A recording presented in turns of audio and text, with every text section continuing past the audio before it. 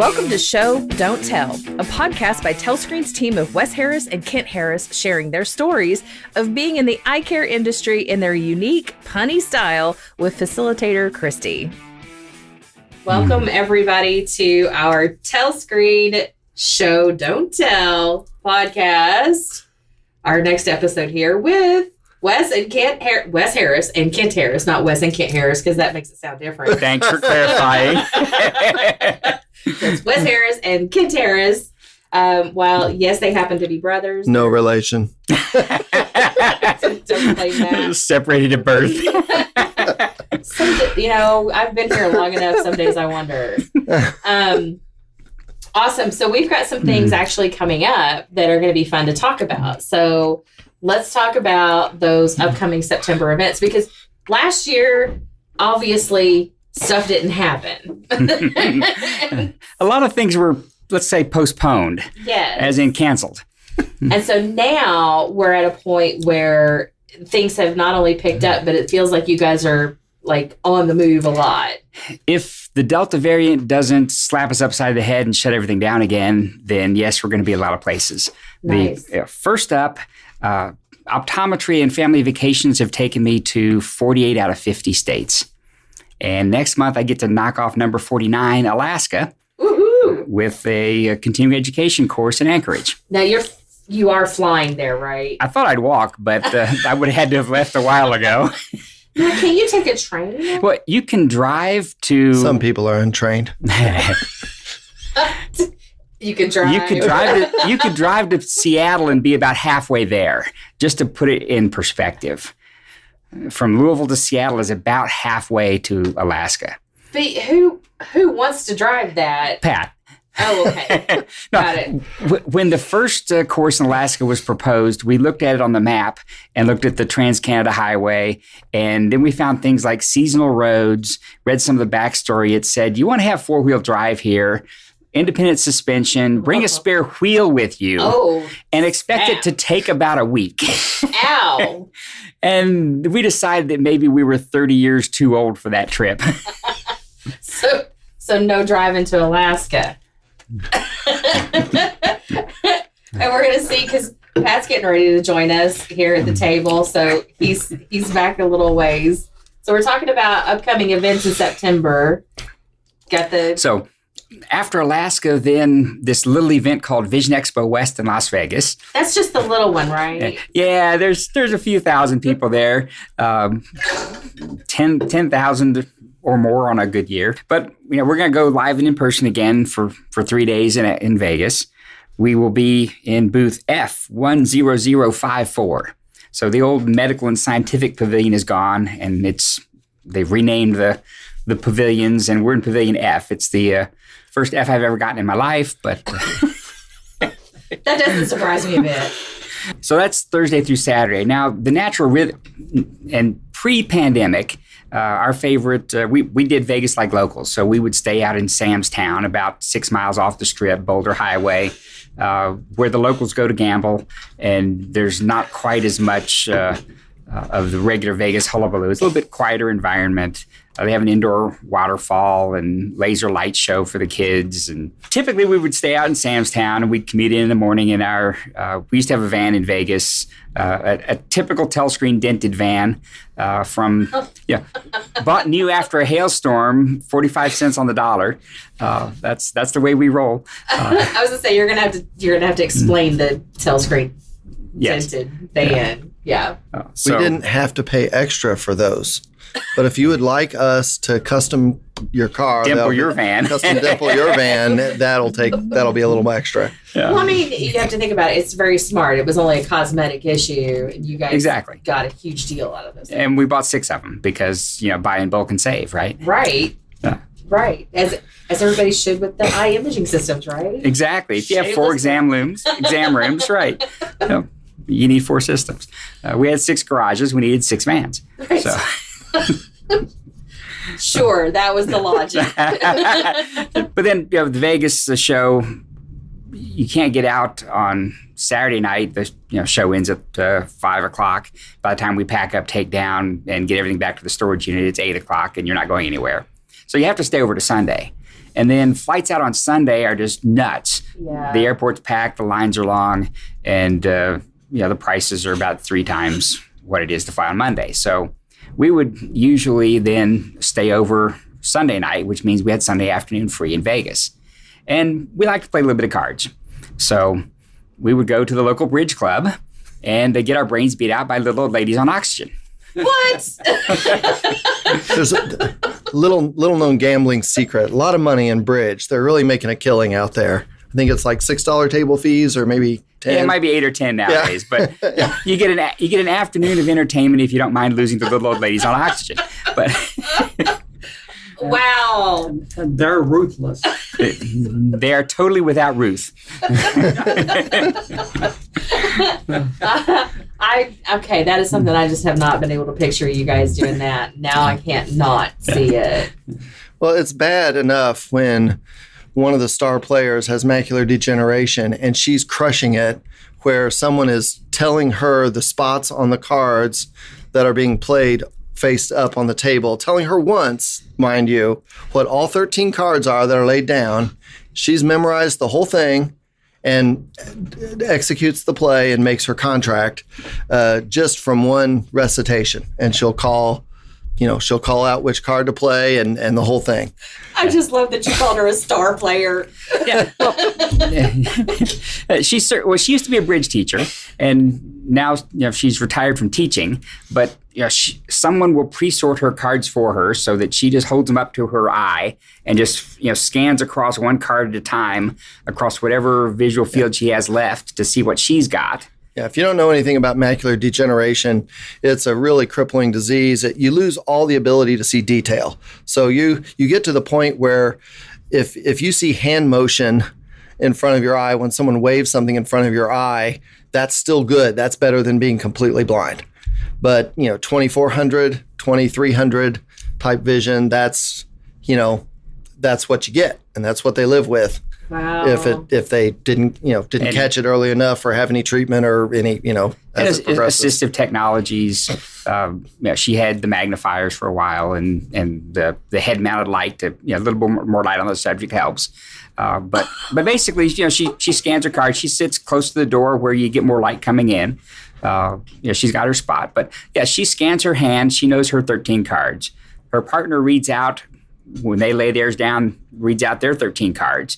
And then as we play, we both show and announce our cards. She keeps track of the entire hand in her head, and she kills it. That's amazing.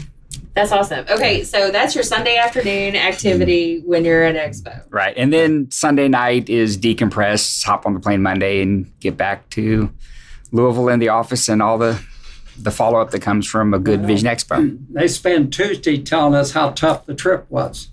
Well, it was. They got their asses kicked at bridge. Cue the violins.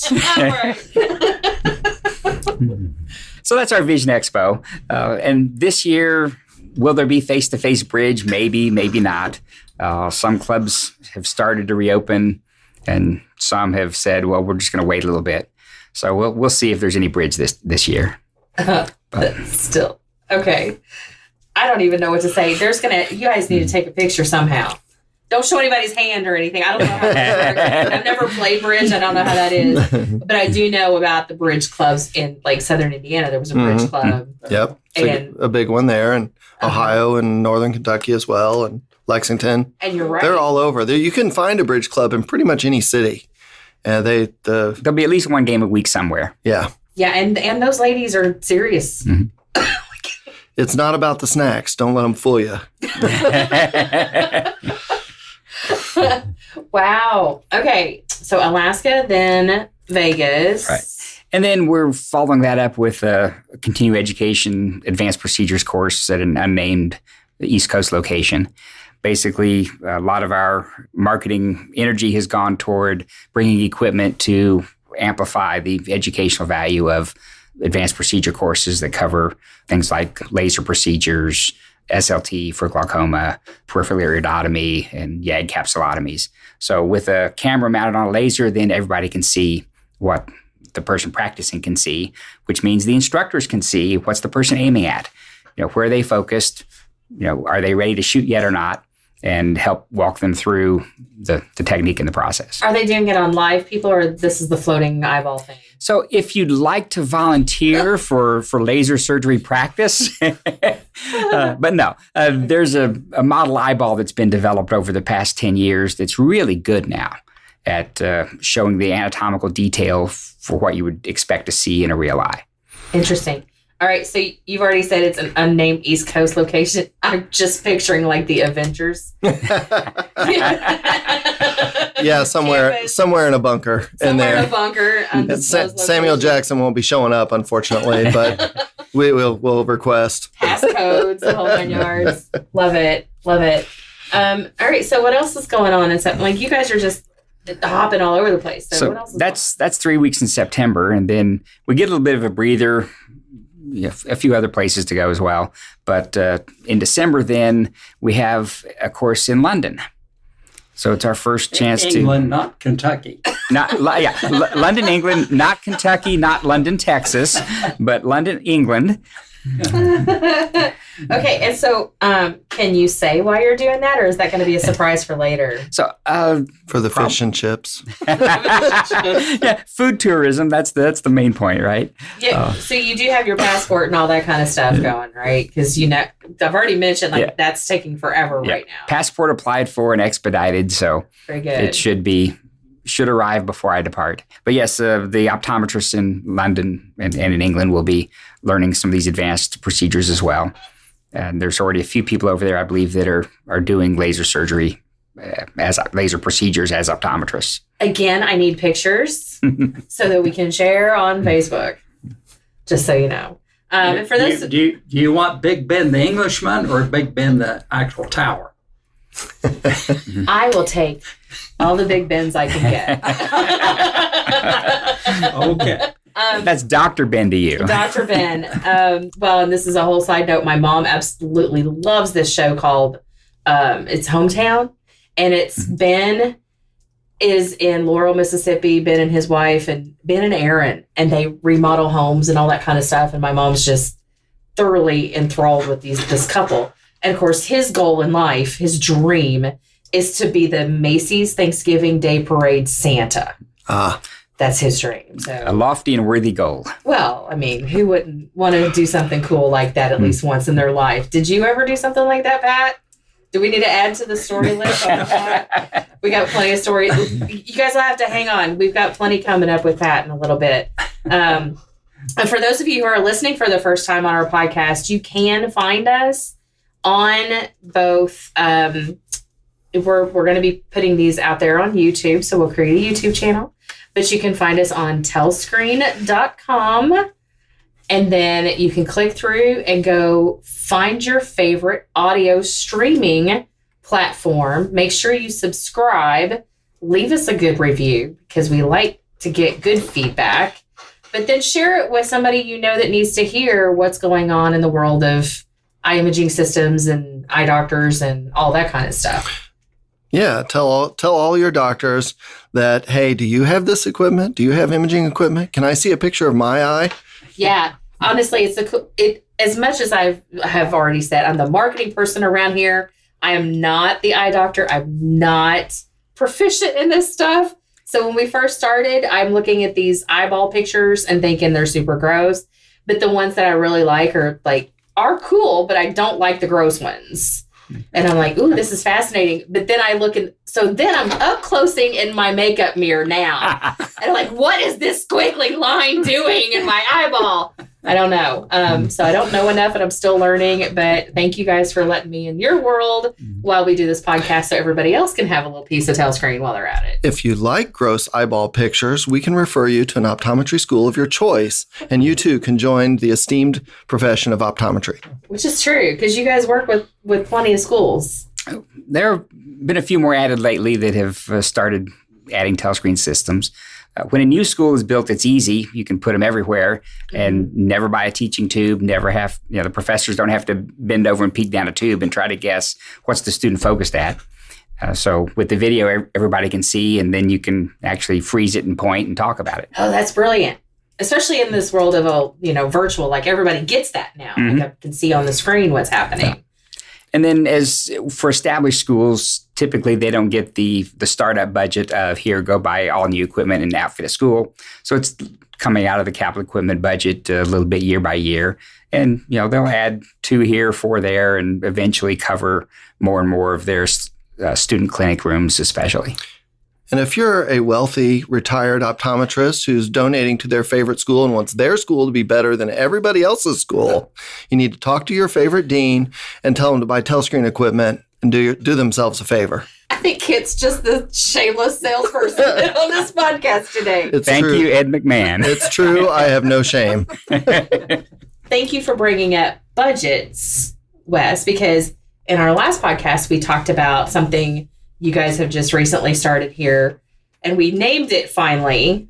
Yes, infinite imaging. That helps with budgeting your needs to make your system last longer. Right. So it's really a combination of an extended warranty plan, a service plan, and an upgrade cycle. So the extended warranty is if there's a defect in material or workmanship, we'll take care of it, just like any warranty would work. The service plan, if something fails, it wore out, it broke, then... Or you broke it, or your IT folks broke it, or something changed in the computer configuration and you need an expert to fix it. That's the service plan. Then the service plan comes in and we'll help sort things out and put it back to the way it needs to be. And then the upgrade plan, that's the part that really a lot of practices struggle with. When is this equipment done and I need to either throw it away, buy a new one, or when is it ready for a facelift? My OCT is 5 years old. They don't support the Windows 7 operating system anymore. Now I need a new computer for my OCT, and what do I do? With the TelScreen equipment, the upgrade plan covers that my equipment is 6 years old case, and I'm ready for an upgrade. So that allows us to come in with a new computer. If you need a new monitor, we add the new monitor, peripherals, cables, and basically we keep the camera and optics and we renew the rest of the system, the parts that need it. And now you're good to go for another 5 to 7 years. And you don't have that big one-time capital expense that you didn't count on, but, oh, my computer crashed and now I have to do something, but I didn't really plan for that. And so I've got to come up with some funds, that unexpected budget crunch. Right. So the infinite imaging plan takes care of those cases without the unexpected expense. And you hate, and every doctor, well, really every person who's anything at all like my wife, hates to throw away something that still works.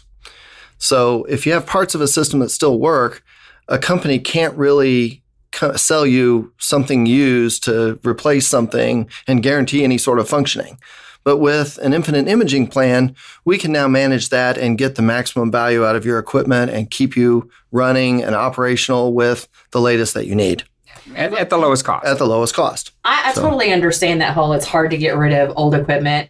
I have a box TV, a 19-inch box TV in my office from 1999 because it still works. Mm-hmm. It may not be the fancy flat screens and all that, but I can still watch things on it. Why should I get rid of that yet? Well, how do you do streaming? I stream with the little Roku box, and I've got it wired in, like it's an RCA cable into my VHS player. So you're modern. Totally modern. At my age, I'm glad they're not getting rid of old equipment. We'll get to you in a minute. So you guys, this was not like, even though it's a new concept, it wasn't something you guys just built off the top of your head. You guys know the businesses and what they need well enough to know how to put something like this infinite imaging thing together. So when you're working with the doctors, they're also trying to manage the business of being a doctor. Practice of being a doctor. And so you guys also like give advice every now and then. That's a really good point, Christy. Most people don't realize that individual doctors, even if you go to an urgent care center or go to a care center or an outpatient hospital center to see the doctor's office, a lot of times they're just a small business renting space in a big healthcare center. Mm-hmm. They're still a small business when it comes to buying equipment, getting paid for things, getting, billing for revenue. And they have the extra problem of they can't just bill you directly. They've got to deal with all these insurance companies in between to further delay them receiving money whenever they deliver care. So it can be a real struggle, and any small business owner knows the more delay you have from the time that you deliver service to the time you get paid, the more of a struggle you have in your business, because that time people don't work for free. For some reason, I don't know why, people don't work for free. Yeah. The expenses are continuous, and if the revenue is interrupted, then you get a cash flow crunch. Absolutely. Yeah, you do. I mean, we're all business owners at this table. Yeah, we know. So what has been some pieces of advice that you've been able to give these doctors over the years that's helped them on that business side of things? Well, the first thing that we try and get doctors aware of is that you really shouldn't give things away for free that have value. It can feel nice to do something extra for a patient, but if you're delivering value to a patient, it's appropriate for you to bill for it. The patients are going to spend their money on healthcare somewhere. And yes, their insurance and their deductible and all that. If you deliver value, you should bill for it. The insurance company will credit and do the accounting to say how much of the deductible goes to you versus some other provider. So you shouldn't just look at something and say, oh no, I don't want to, this patient's going to have to pay a deductible. Oh no, I shouldn't bill for it. The insurance company wants you to do that because now you as a provider are giving away free service and didn't cost the insurance company anything. But guess what? They didn't lower the premium for that person for their insurance costs. So you're just giving money to the insurance company effectively. So bill for what you do. Bill appropriately. Don't try and bill for something you didn't do. That's called fraud, and that's no. But if you do something that has value, bill for it. And we can teach you how to do that in the medical environment with medical insurance companies and the procedure codes to do that every other piece of equipment uses. It's not unusual when you get into a medical practice and medical optometry. That is probably the number one thing new medical optometry practitioners have to learn. How do I describe and get paid for my services? And there's a procedure code for just about everything. So most doctors will learn something about it, and then they'll hire a billing person who learns all the procedure codes. And then also for each insurance company, there may be special rules about which procedure codes you can bill together on the same date of service. How frequently can you use this procedure code per year, per patient, per doctor, per practice? And so somebody has to learn all those rules to make sure that you actually receive what you're supposed to receive. And so building the billing department to close the revenue loop. Let Pat get close to the mic to explain. He has the most experience in this. He actually went through some billing courses and developed a billing coding and billing course that receives continuing education credit. Was it COPE certified? Did you have everything COPE? Yeah, it was COPE certified. He went through everything for a continuing education provider. And of course, being the distinguished and esteemed faculty member, he's certainly well-versed at teaching. The interesting thing, if you think about a doctor will buy equipment to help them have data they can't get any other way. They'll buy equipment that allows them to see something they can't otherwise see. The imaging equipment TelScreen provides doesn't give them any new images. They see that image in the slit lamp. And so the typical thought is, well, this equipment doesn't help in patient care because I already see that in a slit lamp. Now, it does help in that you record it.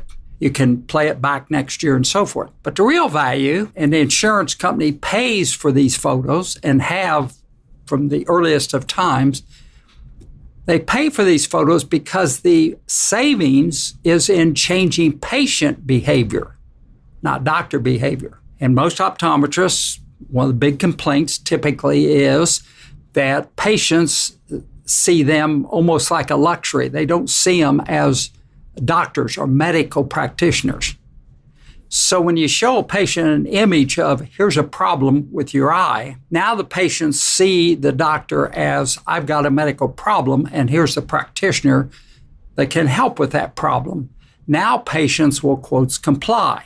They'll follow the treatment instructions. They'll take every drop in the bottle like they're supposed to instead of stopping early because they feel better. And so patient education turns out to be the huge value. It's a huge value because patients they'll follow the treatment plan, and therefore their condition gets better, not get worse. And it cuts down on chronic problems by taking care and making the patient aware of the acute problems. So insurance companies pay for the photos because of the effect on patient behavior. And we have examples of photos where a patient thought they had a foreign object in their eye. It turned out they didn't have the right tear composition. They were getting foaming in the corner of their eye, and they thought it was a foreign body. They went to 3 different eye doctors. And of course, when an eye doctor told them, well, your problem is you got a problem with dry eyes. Well, they had water rolling out of their eyes and they had this foaming. And so their doctor had equipment, imaging equipment, took a picture of it, showed the patient, blotted the foaming, and the patient felt better.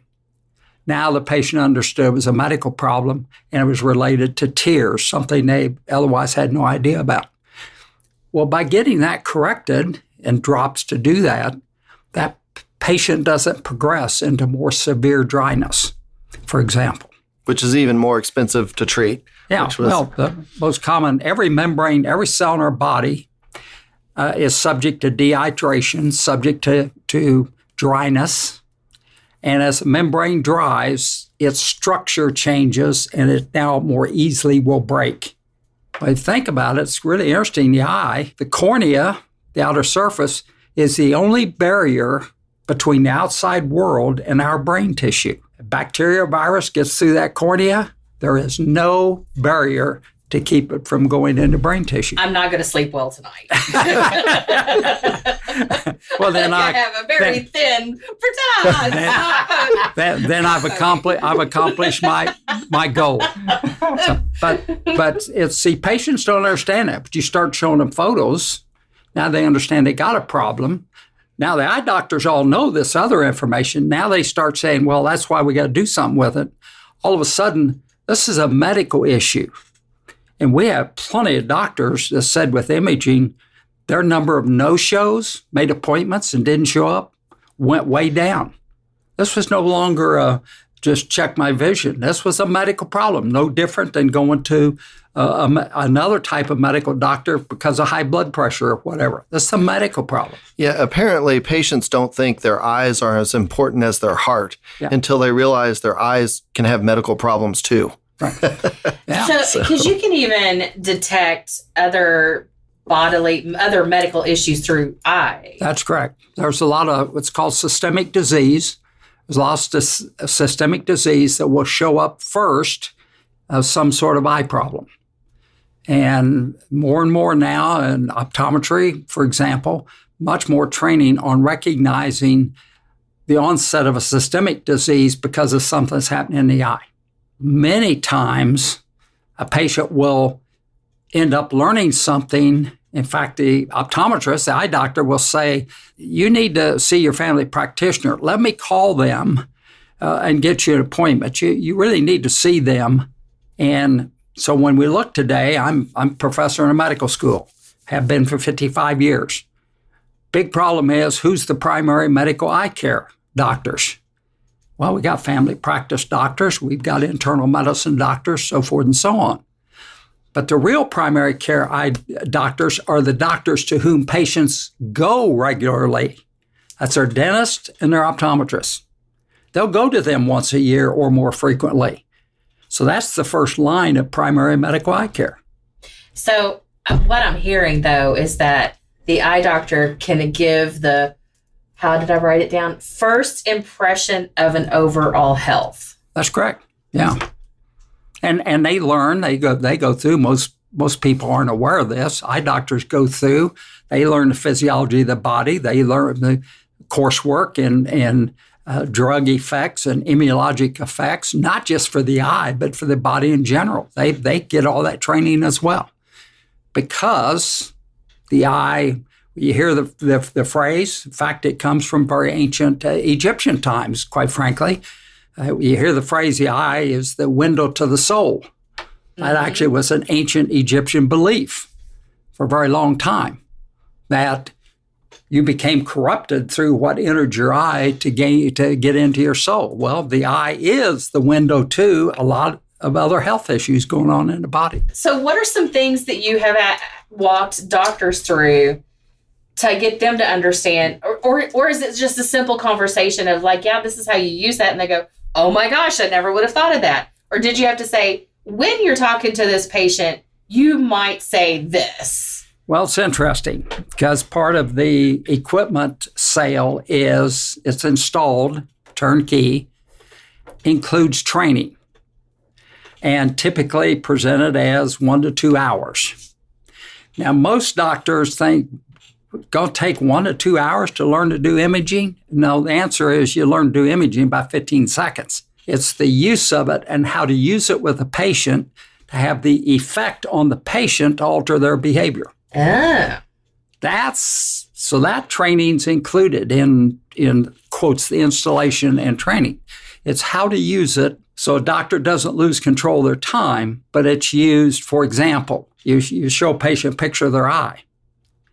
Tell them what normal looks like, or show another image what normal looks like so they can understand how different their eye is.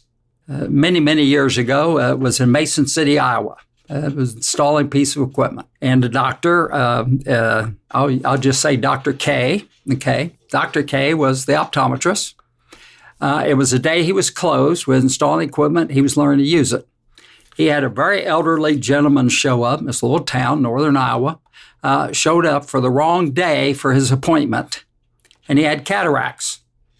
And so I said to Dr. K, go ahead and take care of it. Don't make him come back. So he come in, got ready to do this, and said, well, now take an image. So he used the equipment to take images. He had been working with this patient for over 2 years, trying to get the patient to understand their cataracts were so bad that they had to have surgery to replace them. And it was so bad, there was nothing you could do with eyeglasses to make up for it. Patient kept coming back complaining, you didn't do it right. You don't get my glasses right because I'm not seeing better. So the patient come in, he took a picture of the cataract, showed it to the patient. Did not say one word, Dr. K.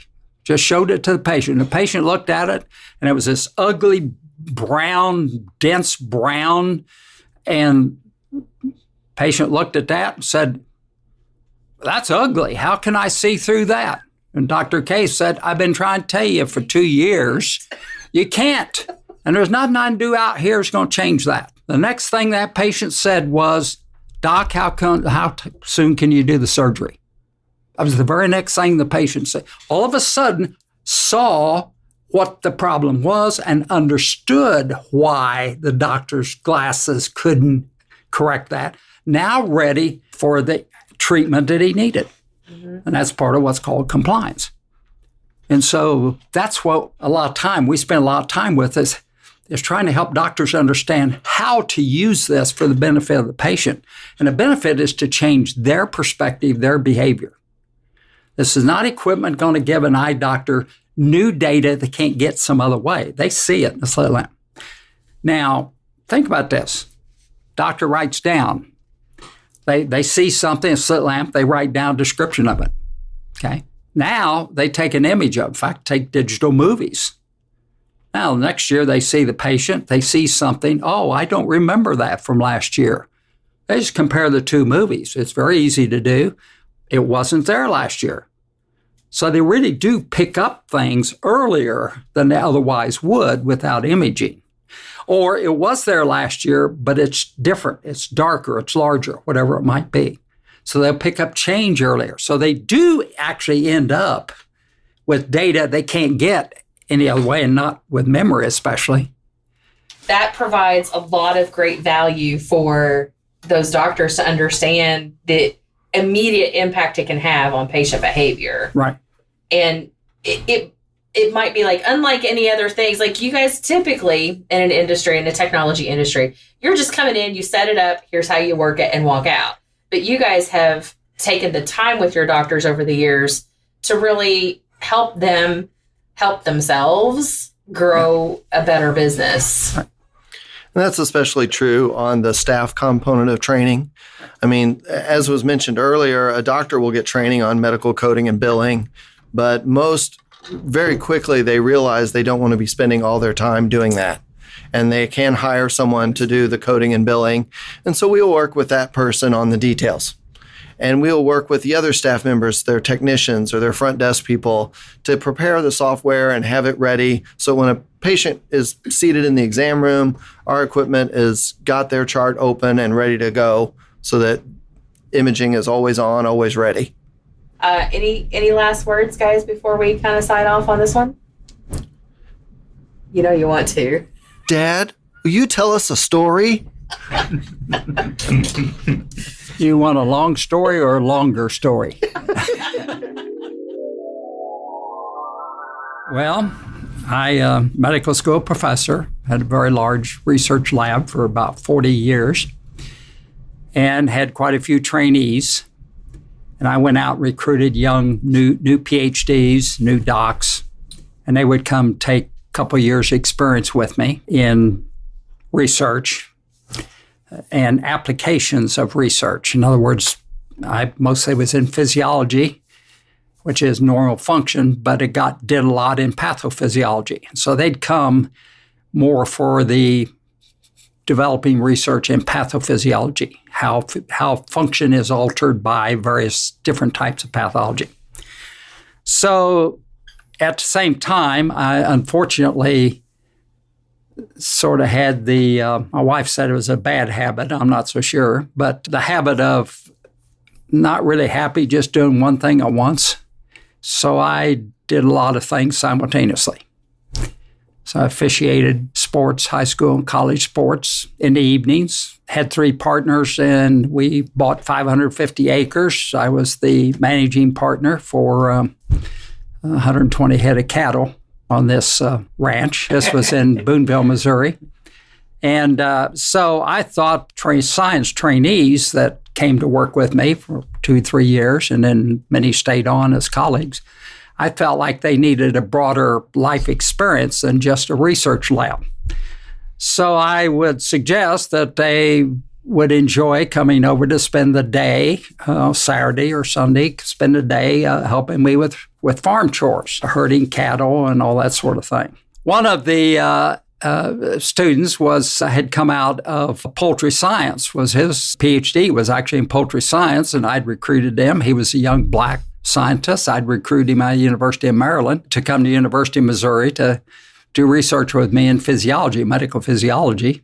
So he was over on one of these trips, and so he and another young trainee from New Jersey, actually, they decided that, they'd like to raise some chickens for fried chicken, to have, fryers, fried chicken. And so I told him, I said, well, if you'll come over and help me on the farm, here's a little pen area that's grassy and all that sort of thing you can use to raise chickens. And so rent-free. No, it was free. So they went and bought a bunch of chicks. I think it was like 50 chicks to put in, and they'd go over to feed them and all that. And they got to the point where they were ready to be harvested. They were ready to go from being runaround chickens to being fried chicken in a pan. And so they decided that they were going to make this transition for the chicken themselves. And Irv, the poultry scientist expert, said, well, you can't have these, can't cut their head off and have them flop around in the yard because they'll bruise the meat. So he said, what you do is you tie a rope around their leg and around a pulley, and you pull them up, put their head in a block. But if you cut the head off, you pull the chicken up so it flops in the air, but won't bruise the meat. That's how you get really better chicken for your fried chicken. So they got all set up, and his New Jersey partner was going to pull on the rope to raise it, and Herb was the one that was going to cut the head off. Well, the New Jersey guy pulled the rope a little soon, just as Herb was getting ready to cut the head off, and he cut off just part of the beaks. And so here's this chicken with half beaks flopping in the air. And here's about half the beaks laying on the block. And I couldn't help but comment, I don't think those are going to fry up too good. So anyway, we started referring to Irv as, when's he going to go get his bucket of beaks? And he today is chair of a medical department, a fairly prominent medical school, and still gets kidded. So whenever we have new students come in, I kind of like to slip around and kind of say, I suggest you ask Dr. Irv that you heard he was an expert on beaks and see what he says.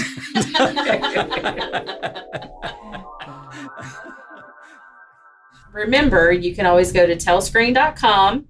That's TelScreen.com, and find the podcast episodes there under the blog. It's right there on the front page. It's very easy to find.